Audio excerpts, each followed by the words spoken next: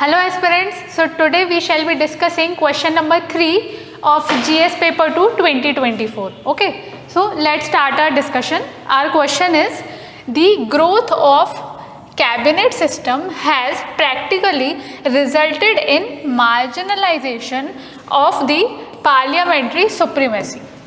Okay, elucidate.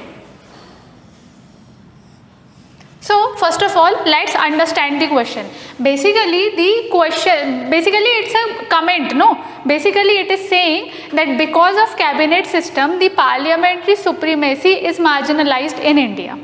Okay, so here are three keywords, that is because of cabinet system, marginalization and parliamentary supremacy. And our directive is elucidate. So you have to focus on the directive also, right? Elucidate means explaining something in detail.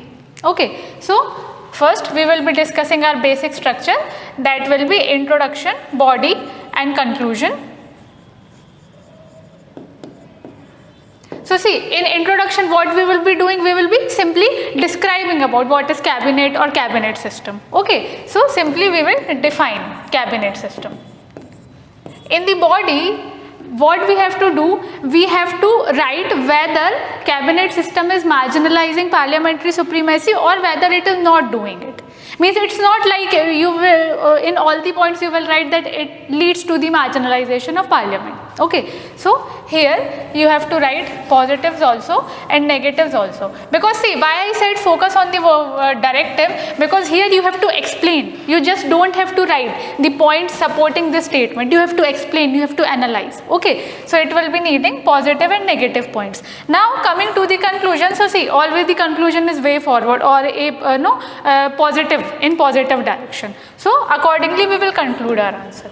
Okay, now let's start. So what you will be writing in introduction? See, in introduction, basically you have to start that, how the cabinet system evolved, or how the word cabinet was introduced in the Constitution of India, or what is cabinet system. In either way you can start the answer.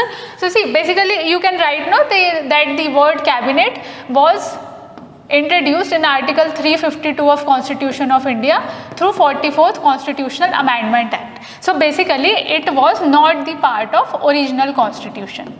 Okay, also you can also write that cabinet is a subset of a bigger set, that is Council of Ministers. So see, out of 60 to 70 Council of Ministers, there will be around 50 to 20 ministers who are part of cabinet system. So basically what you can write, it is a smaller subset of a bigger set, that is Council of Ministers, and more importantly the important keyword is, it is the main decision making body.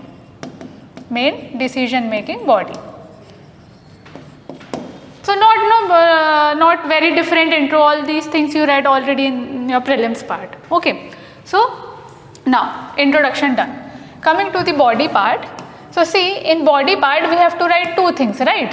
Whether it leads to marginalization or it doesn't lead to marginalization. Okay, so first I will be writing in the support of the statement as such, that yes, it is leading to the marginalization of parliamentary supremacy. Okay, so now I will write the points to support my answer. Okay, so basically first point I can discuss that cabinet system leads to the centralization of power. So see, what is happening, that in a closed room, a group of 50 to 20 ministers are discussing some of the policies, and now ultimately these policies will be presented in the parliament in front of both the houses. But basically it is the main decision making body, and this body has main powers. Means so it can easily impose its policies and everything on the main decision, on the main legislative organ, that is parliament. Okay, so in a way we can say that it reduces the accountability. It reduces the accountability, or we can say the checks and balances. because only this body of 15 to 20 ministers is taking all the decisions, and basically the introduction of its policies in the parliament is just a formality only. Because see, as you know that there is no majority of government only in Lok Sabha, Rajya Sabha. So basically what the decision of the cabinet, which is headed by Prime Minister, what the decision the cabinet will take, eventually the members have to support. Okay, so we can say that it reduces the accountability. Also, there is a thing which we call as whip system. So what is whip system?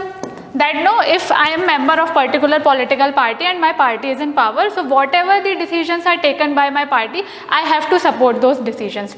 Even if I am not willing, means even if I don't support that decision by myself, but I have to support because of the whip system. Okay, so this thing we can see. Also, you can discuss that is reduction in the role of parliamentary committees. Means very few bills are sent to the parliamentary committees and the final decision is taken at the cabinet level only. So see, what I am discussing these points in general, but you have to substantiate all these points. For example, you can write that you can write about the percentage that only this many percentage of bills are referred to parliamentary committees. Okay, and you can fifth point, you can discuss about the increase in the number of ordinances. So see, what is ordinance? Means ordinance is a way to bypass the main route of making an act, because it is only passed when Lok Sabha or when the parliament is not in session. So basically the decisions will be taken by cabinet only. So here also you can say that you can quote data that from 2015 to 2023 more than 70 ordinances are passed, which is easily bypassing the route of main legislative organ, that is parliament.